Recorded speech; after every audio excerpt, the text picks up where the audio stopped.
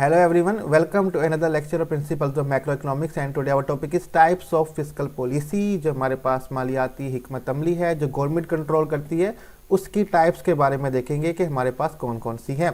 There are 3 types of fiscal policy. Fiscal policy की 3 types है हमारे पास, 3 इकसाम है। Fiscal neutral policy, expansionary fiscal policy and contraction fiscal policy. ये तीनों टाइप्स क्या हैं और ये क्यों अपनाई जाती हैं, हम तीनों के बारे में डिस्कस करेंगे। तो सबसे पहले हम देख लेते हैं फिस्कल न्यूट्रल पॉलिसी। ठीक है, न्यूट्रल का मतलब होता है बैलेंस होना, तवाजुन होना, एक जैसा होना। ठीक है, the first type of fiscal policy is a neutral policy. जो पहली किस्म है, टाइप है फिस्कल पॉलिसी की, वो न्यूट्रल पॉलिसी है, बैलेंस पॉलिसी। ठीक है, which is also known as balance budget, और इस पॉलिसी को बैलेंस बजट भी कहा जाता है। बैलेंस बजट का मतलब हमारे पास कि जितना हमारा एस्टिमेशन एक्सपेंडिचर का उतना ही हम रेवेन्यू जमा करेंगे। ठीक है, this is where the government brings in enough taxation to pay for its expenditure. इस पॉलिसी के अंडर गवर्नमेंट उतनी ही टैक्सेशन कलेक्ट करती है, जमा करती है, जितनी उन्होंने अखराजात अपने करने होते हैं। मीन्स कि जितने एक्सपेंडिचर हैं गवर्नमेंट के, चाहे वो एजुकेशन, हेल्थ, मिलिट्री, जितने भी मिलिट्री वगैरह पे जहाँ पे भी जो भी एक्सपेंडिचर हैं, टोटल जितने एक्सपेंडिचर हैं उतने ही वो टैक्स कलेक्शन यानी कि अपने पैसे जमा कर रही होती है। In other words, government spending equal taxation. Government के जो अखराजात होते हैं वो टैक्स कलेक्शन के बराबर हो जाते हैं। There is no need of boring, कोई भी उधार लेने की जरूरत नहीं है अनटिल आप अपने अखराजात बढ़ाएंगे, उससे पहले आपको उधार लेने की कोई ज़रूरत नहीं होती। Under a neutral fiscal policy, governments are restrained on what they spend depending on what they bring in. Fiscal policy के अंडर गवर्नमेंट को ये रुकावट है कि अब आप उतना ही खर्च करेंगे जितना आप लेके आ रहे हैं। ठीक है, यानी कि आपके एक्सपेंडिचर उतने ही होंगे जितनी आप टैक्स कलेक्ट करेंगे।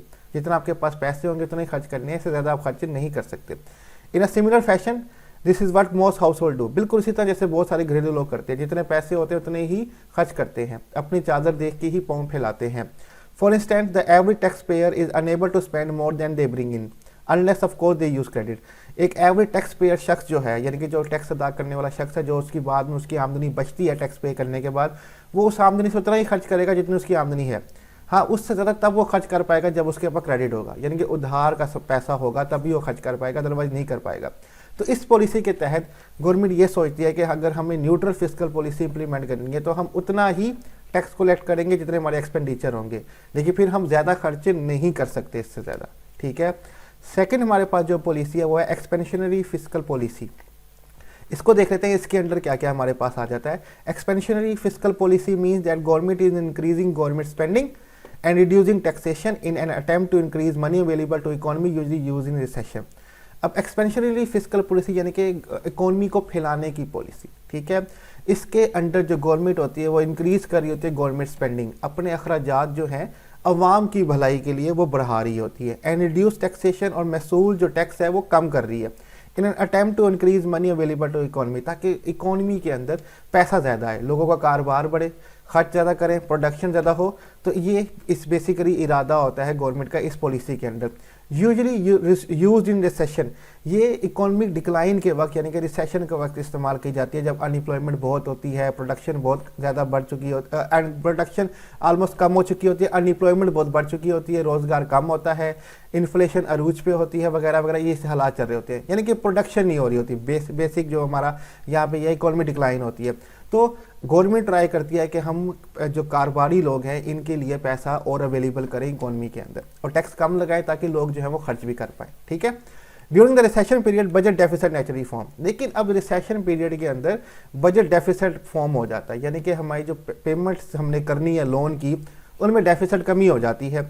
तो ये एक फैक्टर है कि इस रिसेशन के अंदर ये इशू होता है कि हमारे पास बजट जो है वो डेफिसिट हो जाता है। अब गवर्नमेंट क्या करे, टैक्स लगाए ज़्यादा से ज़्यादा ताकि बजट हम डेफिसिट कम किया जा सके, या लोगों को टैक्स कम करे लोगों पे ताकि वो अपना प्रोडक्शन वगैरह जो है और इकोनॉमी में पैसा खर्च जो है आराम से कर सके। ये टफ डिसीजन हो जाती है यहाँ पे।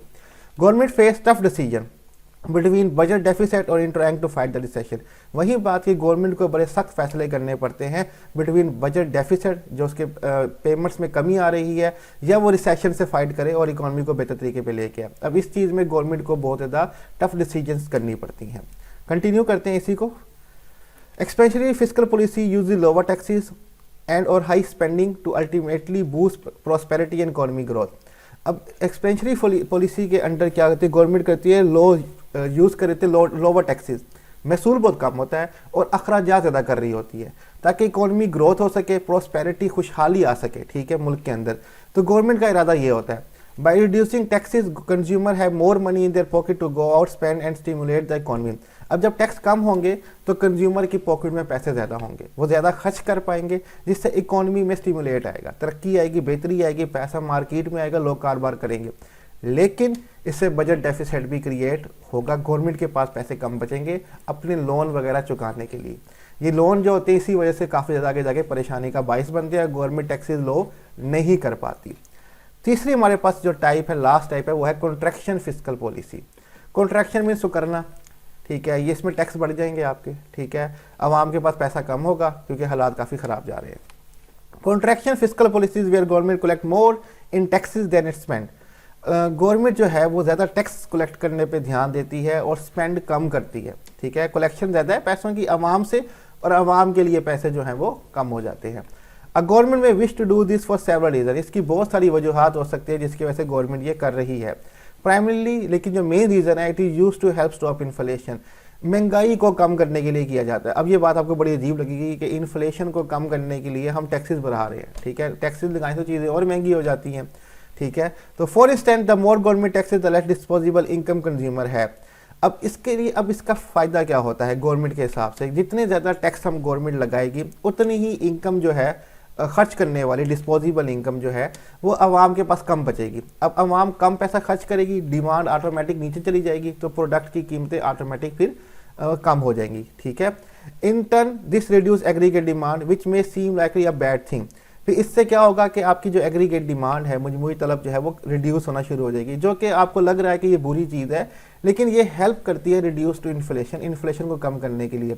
मिसाल के तौर पे जब हमारे यहाँ कुछ वेजिटेबल्स वगैरह या फ्रूट एक्सपेंसिव हो जाते हैं, रमज़ान के अंदर बनानास जो है महंगे हो जाते हैं, या हमारी वेजिटेबल टमाटर प्याज वगैरह महंगे हो जाते हैं, तो हमें क्या करना चाहिए, हमें इनको नहीं खरीदना चाहिए, हमें इनसे दूर रहना चाहिए।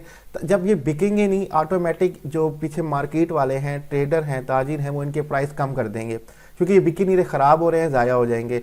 लेकिन हम ऐसा नहीं करते, हम उल्टा ज़्यादा खरीदने की कोशिश करते हैं, हम उनका बाइकआउट नहीं करते, डैट इज़ वाई वो कीमत वहीं की वहीं रहती है और इससे जो ट्रेडर होते हैं वो बड़ा फ़ायदा उठाते हैं। हमें उनका बाइकआउट करना चाहिए, हमें उनको नहीं खरीदना चाहिए जब उन पर ज़्यादा कीमत हो, लेकिन हम ऐसा नहीं करते, डैट इज़ वाई वो इसका फ़ायदा उठाते हैं। बाहर के मुल्कों में बहुत ईजिली बाइकआउट चीज़ें लोग कर देते हैं, हमारे यहाँ बाइकआउट इतनी आसानी से नहीं हो पाता। तो ये हमारे पास तीसरी टाइप थी फिस्कल पॉलिसी की। यहाँ पे हमारा फिस्कल पॉलिसी के टाइप्स का टॉपिक जो है वो कंप्लीट हो जाता है। स्लाइड्स का लिंक मैं डिस्क्रिप्शन में दे दूंगा, वहाँ से डाउनलोड कर सकते हैं, और कोई भी क्वेश्चन टॉपिक से रिलेटेड हो आप हमसे कमेंट में पूछ सकते हैं। अपना ख्याल रखिएगा, खुदा हाफिज़।